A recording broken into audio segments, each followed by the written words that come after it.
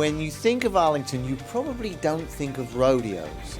But there was a rodeo here, and instead of horses, it featured bobcats and snowplows and backhoes.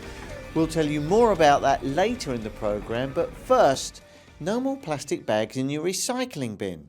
It's been discovered that the bags are damaging the equipment at the recycling facilities.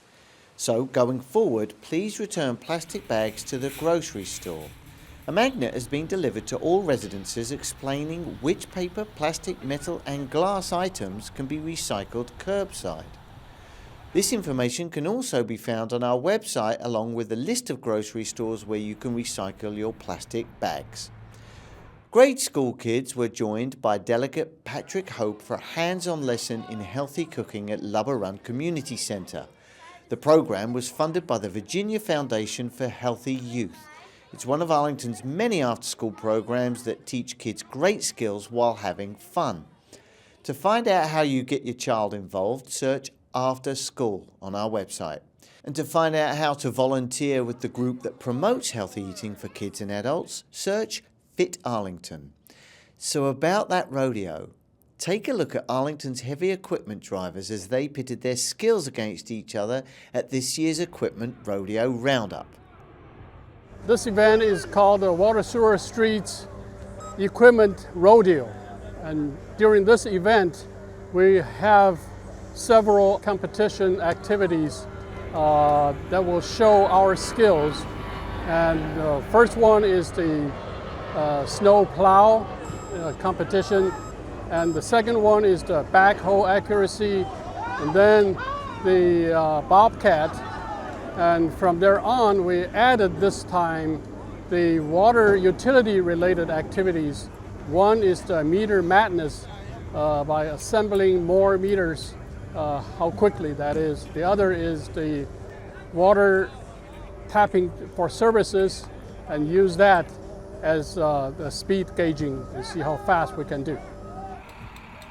The snow plow competition shows our operators' skills in accuracy, in twisted situations, in the backup situations, and even forward driving situations. This is often used in our complicated street conditions in Arlington County. For residents, depends on the severity of the snow. If it's lighter snow, they just need to be careful in driving. But if it's heavier snow, like more than 4 and 6 inches, it's better to use the mass transit if they have to go somewhere and stay home if possible. And of course, they also need to clean their sidewalks. To learn more about snow removal, go to arlingtonva.us and search snow.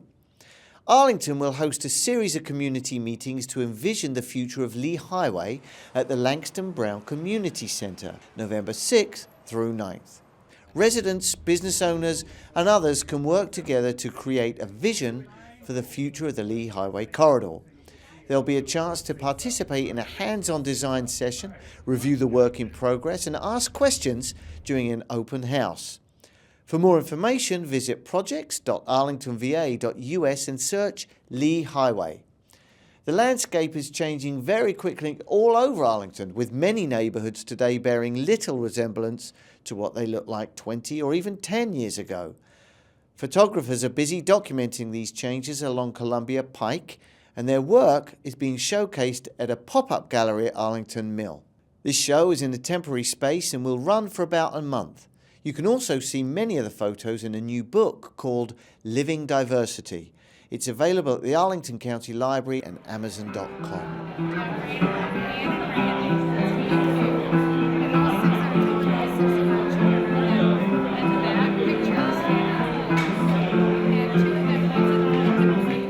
We began it because we saw what was happening here a few years back.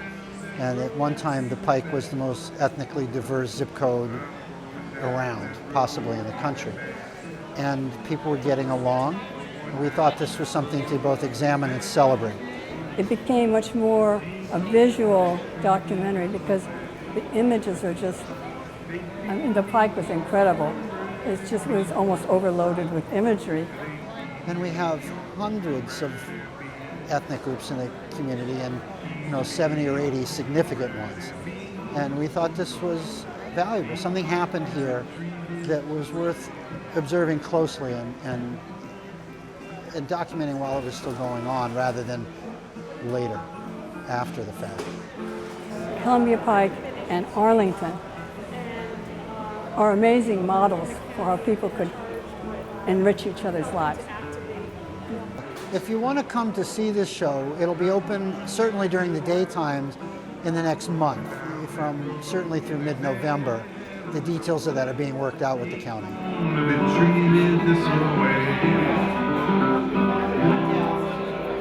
You can follow the changes along Columbia Pike at columbia-pike.org. Squirrels. Arlington is full of them. Mostly grey and a few black, but how about white? An alert viewer sent us this footage of a rare albino squirrel. We've also gotten reports of coyotes, foxes, deer, and even a bald eagle in our area. You can see wildlife in Arlington's many parks and in residential neighbourhoods. To find out more, take a look at the publication called Wildlife of Arlington, available on our website, keyword wildlife.